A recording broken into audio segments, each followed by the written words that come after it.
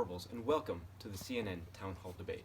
Today, we are discussing the economic future of America, presented by the 2020 hopefuls, in opposition to Donald J. Trump. Now, joining us first is the mayor of South Bend, Indiana, Pete Buttigieg. Mayor Buttigieg, may you give us an overview of fiscal policy for the American viewers? Mayor Buttigieg. Pete. Yes, sorry. Fiscal policy. Right. Let me just use this chalkboard I prepared earlier. Now, as you can see, there's two variables that the government can directly affect: taxation and government spending. If you want to expand the economy, it's quite simple. Government spending increases while taxation decreases. Should taxation decreases, consumers will spend more, and likewise, when governments spend more, the overall aggregate demand increases, which causes an increase in overall price level, which is, of course, an increase in GDP, which leads to a decrease in unemployment. Now, in the reverse case, should the government want to run contractionary fiscal policy to control inflation, they'll do the exact opposite with the exact opposite result: decrease in government spending or an increase in taxes, which lowers consumer spending. Both of these will lead to a decrease in aggregate demand, leading to a decrease in price level, leading to a decrease in GDP, and a rise in unemployment. Thank you, Mayor Buttigieg. Now, my next question is about monetary policy. What is it and what's the difference? Thank you, Mr. Hostman. I think that's a very interesting question. Now, monetary policy is controlled by the Fed. They use certain operations to control the money supply, whereas fiscal policy is determined by the laws Congress passes. Now, to describe monetary policy, I have a chalkboard again that has magically now been replaced with the arrows for monetary policy.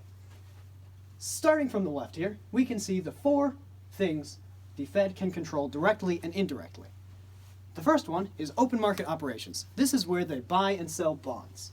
The discount rate is the rate that banks pay to the Federal Reserve or the central bank whenever they borrow money overnight to meet their reserve ratio, which is the amount of money, the ratio of their money that they are required to keep on hand at all times and cannot be loaned out. Now, the federal funds rate is the rate that banks pay each other when they borrow money overnight.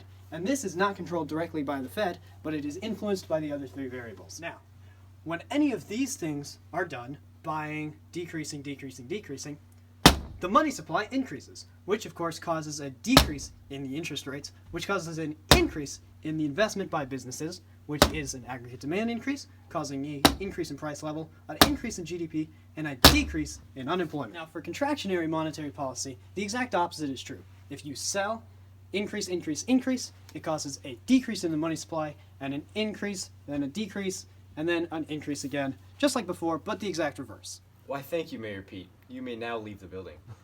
Introducing our next 2020 candidate, Cory Booker.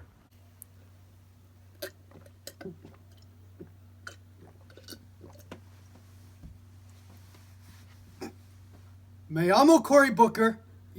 Hola, yo hablo español. Thank you, Mr. Booker. Can you please explain to us the money market graph regarding monetary and fiscal policy? Okay, on the left, we have what happens when the money supply increases. Comprende? You can see the interest rate decreases and quantity of money increases. On the right, we have what happens when money supply decreases.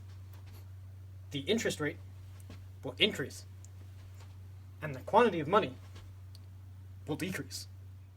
Thank you, Booker. You should really get those eyes checked out.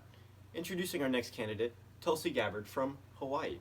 Now, Tulsi, a lot of question is around your policy. What makes it different from all the other candidates? Aloha. Now, unlike my fellow comrades candidates, I have some problems with this expansionary mindset. And let me illustrate this point. And the problem with expansionary fiscal policy and more government spending, more military spending, is that as spending goes up, interest rates increase, and the American buyer, the American people, have a higher interest rate, and because of this increased interest rate, the business spending, business investment goes down, and a lot of the effects of expansionary policy is negated. And now this is what the Clintons, the Bushes, the military-industrial establishment, Thank you so much, Ms. Gabbard. Have a safe trip back to Hawaii. Now, For our next candidate, the Vice President of the United States under Barack Obama, Vice President Biden. Vice President?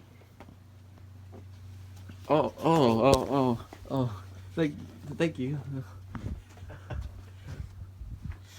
Now, there's one thing I'd like to get out of the way first. Barack. Now, Vice President Biden, what effect does expansionary monetary and fiscal policy have on interest rates?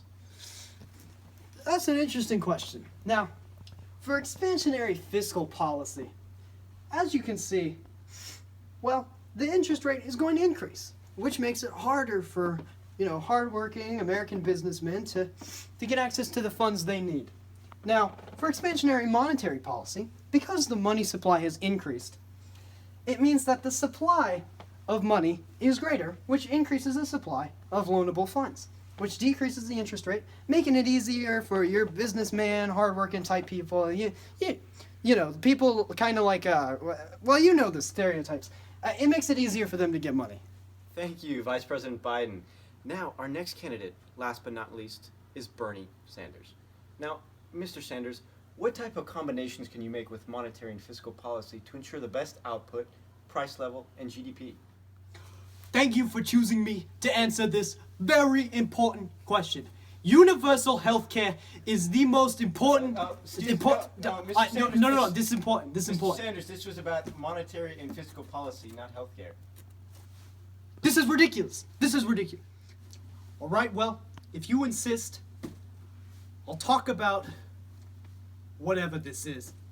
Now, if you have expansionary fiscal and expansionary monetary policy all combined in one, it means the top 1% of the American, it means that the output will overall increase. It means the price level will overall increase. It means unemployment will overall decrease. But the interest rates will overall, well, you don't know that for sure because you don't know how the money supply increase will interact with the increase in government borrowing. Now, if you have another example of expansionary fiscal... Yeah, that's too close. Get away. What was I saying? Contractionary fiscal policy and expansionary monetary policy. Well, you don't know what happens with any of the other things that are in there. You don't know what happens to price level. You don't know what happens to GDP, to unemployment. Because the two go against each other. You don't know what happens. But you do know what happens to one thing. You know what happens to the interest rates. The interest rates will decrease because the money supply increases while government borrowing decreases. Thank you, Senator Sanders. And this just in, we have a surprise visitors for you guys at home. President Donald J. Trump. Thank you. It would be good to be here if it wasn't fake news, CNN. I had some great things to say about the great American economy under my leadership, Donald J. Trump.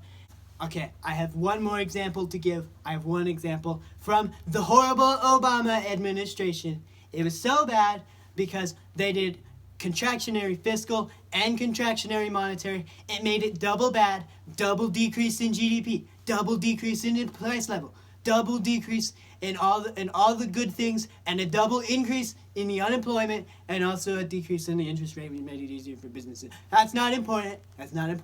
It was just all bad. And I have a graph to show you what I mean. You can see here, this is me, I'm Trump. I do great, I do good. Obama, Hussein, we always forget about the Hussein. But where does that come from? Where does the Hussein come from? It comes from all the bad hombres out there in the East. And you can see it go down, and that is bad. Thank you. Vote for me.